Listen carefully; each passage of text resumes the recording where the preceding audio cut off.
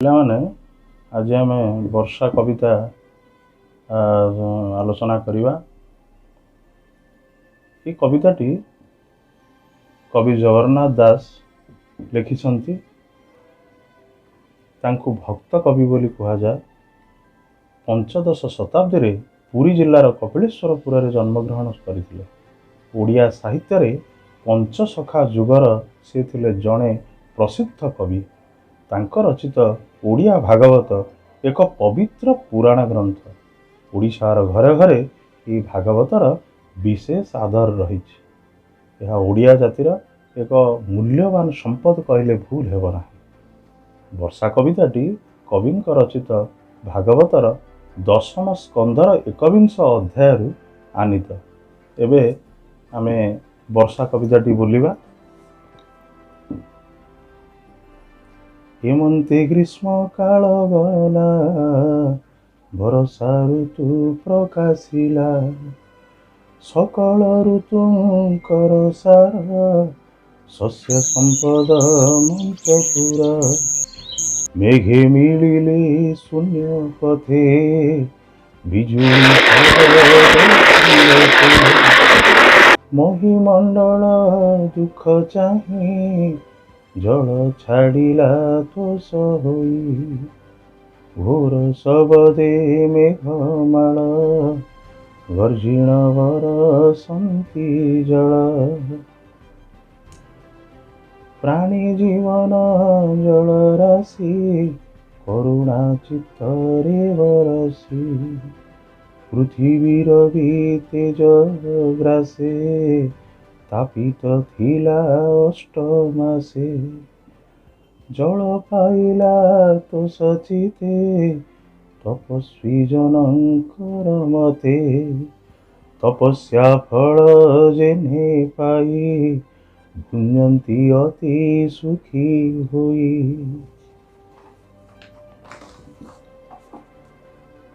खद्योत कीट निशा मुखे जगत आवरिले सुखे मंडुके मेघनाद शुणी गर्जंती आवरिण पाणी अळप नदी पुरिले लहरी मते उछुड़िले नाना प्रकारे शस्य राशि एणे पूरित मही दिशी छतुजे छत्र प्राय होई राजार प्राय दिशे मही मयूरे गिरी शिखे थाई नृत्य करंती मेघे चाही अतिथि देखी भक्त जने जेसने तो सहंती मने।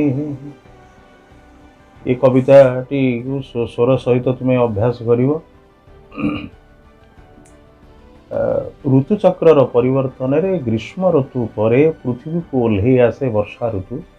एही ऋतु रे ग्रीष्म संतापित धरणी शांत हुए प्रकृति जगत रे विभिन्न परिवर्तन घटे शस्य संपद रे परिपूर्ण धरणी सुंदर देखा जाए। कविंक वर्णना रे प्रकृतिर सुषमा कविताटी को पाठक मानक निकट रे बेस आदरणीय करि पारिछि। तेबे आमे ये कविताटी को गोटी गोटी पढ़िबा। एमंते ग्रीष्म काल गला वर्षा ऋतु प्रकाशिला सकल ऋतुंकर सार शस्य संपद मंचपुर।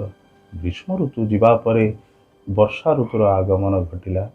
वर्षा ऋतु सबु ऋतुमानंक मध्यरे श्रेष्ठ। एही ऋतुरे शस्य संपद रे मर्त्यपुर बा धरित्री परिपूर्ण हुए। मेघे मिलिले शून्य पथे बिजुली शबद संगते मही मंडल दुख चाहे जल छाड़िला तोष होई। वर्षा ऋतु आसबारु आकाश रे मेघ और बिजुली एकत्र हेले। ग्रीष्म पीड़ित धरणीर दुख देखी घोर शब्द करी मेघमाला वृष्टिपात कले। धरणी आनंदित हेला। घोर शबदे मेघमाल गर्जिण बरसंती जल प्राणी जीवन जल राशि କରୁଣା ଚିତ୍ତରେ ବରସି ପୃଥିବୀ ରବି ତେଜଗ୍ରାସେ ତାପିତ ଥିଲା ଅଷ୍ଟମାସେ। ପ୍ରାଣୀମାନଙ୍କର ଜୀବନ ସଦୃଶ ଜଳ ପାଇବାରୁ ପ୍ରାପ୍ତ ହେବାରୁ ଦୀର୍ଘ 8 ମାସ କାଳ ସୂର୍ଯ୍ୟ ତେଜରେ ଉତ୍ତପ୍ତ ଥିବା ଧରଣୀ ପରିତୃପ୍ତ ହେଲା, ସନ୍ତୁଷ୍ଟ ହେଲା। ଜଳ ପାଇଲା ତୋଷ ଚିତ୍ତେ ତପସ୍ୱୀ ଜନଙ୍କର ମତେ। ତପସ୍ୱୀମାନେ ଯେଭଳି ତପସ୍ୟାର ଫଳକୁ ଆନନ୍ଦରେ ଉପଭୋଗ କରନ୍ତି, ଧରଣୀ ସେଇଭଳି ସୁଖୀ ହେଲା। ତପସ୍ୟା ଫଳ ଯେହ୍ନେ ପାଇ ଭୁଞ୍ଜନ୍ତି ଅତି ସୁଖୀ ହୁଏ। ଖଦ୍ୟୋତ କୀଟ ନିଶା ମୁଖେ ଜଗତ ଆବୋରିଲେ ସୁଖେ। ବର୍ଷା ଋତୁର ଅନ୍ଧାର ରାତିରେ ଜୁଳୁଜୁଳିଆ ପୋକମାନେ ଦେଖାଦେଲେ। ମଣ୍ଡୁକେ ମେଘ ନାଦ ଶୁଣି ଗର୍ଜନ୍ତି ଆବୋରିଣ ପାଣି। ମେଘ ଶବ୍ଦ ଶୁଣି ବେଙ୍ଗମାନେ ଆନନ୍ଦରେ ଜଳ ଥିବା ସ୍ଥାନରେ ଗର୍ଜନ କଲେ। ଅଳପ ନଦୀଏ ପୁରିଲେ ଲହରୀ ମତେ ଉଛୁଳିଲେ। ଛୋଟ ଛୋଟ ନଦୀମାନେ ଜଳରେ ପରିପୂର୍ଣ୍ଣ ହୋଇ ଲହରୀ ସହିତ ଉଛୁଳି ଉଠିଲେ। ନାନା ପ୍ରକାରେ ଶସ୍ୟ ରାଶି ଏଣେ ପୂରିତ ମହିଦିଶି। ଛତୁ ଯେ ଛତ୍ର ପ୍ରାୟ ହୋଇ ରାଜାର ପ୍ରାୟ ଦିଶେ ମହି। ବର୍ଷା ଋତୁରେ ନାନା ପ୍ରକାର ଶସ୍ୟରେ ପୃଥିବୀ ପରିପୂର୍ଣ୍ଣ ଦିଶିଲା। ବିଭିନ୍ନ ସ୍ଥାନରେ ଛତୁଗୁଡ଼ିକ ଛତ୍ର ଆକାରରେ ଫୁଟିବାରୁ ପୃଥିବୀ ରାଜା ଭଳି ଜଣାପଡ଼ିଲା। ଅର୍ଥାତ୍ ପୃଥିବୀ ରୂପକ ରାଜାଙ୍କର ରାଜଛତ୍ର ଭଳି ଛତୁ ଶୋଭା ପାଇଲା। ମୟୂରେ ଗିରି ଶିଖେ ଥାଇ ନୃତ୍ୟ କରନ୍ତି ମେଘେ ଚାହିଁ। ଅତିଥି ଦେଖି ଭକ୍ତଜନେ ଯେସନେ ତୋଷ ହୁଅନ୍ତି ମନେ। ଭକ୍ତଜନମାନେ ଅତିଥିଙ୍କୁ ଦେଖି ଯେଭଳି ମନେ ମନେ ସନ୍ତୁଷ୍ଟ ହୁଅନ୍ତି, ସେଇଭଳି ଆକାଶରେ ମେଘମାଳା ଦେଖି ଗିରି ଶିଖରରେ ଥିବା ମୟୂରମାନେ ଆନନ୍ଦରେ ନୃତ୍ୟ କଲେ। ଏବେ କେତେ ଗୁଡ଼ିଏ ଶବ୍ଦର ମାନେ ମୁଁ କହିଦେବି।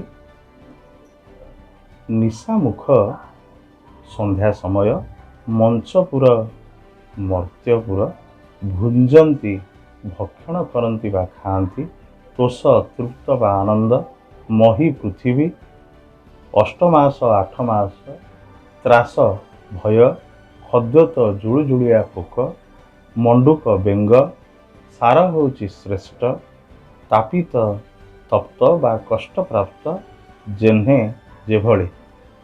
ତୁମେମାନେ ଏ ସ୍ୱର ସହିତ ଏ ପଦ୍ୟଟିକୁ କବିତାଟିକୁ ଅଭ୍ୟାସ କରିବ, ପରେ ଏହାର ପ୍ରଶ୍ନ ଉତ୍ତର କରିବ। ଯାହା ନ ଆସିବ ପଚାରିବ, ମୁଁ ତାର ଉତ୍ତର କହିବି।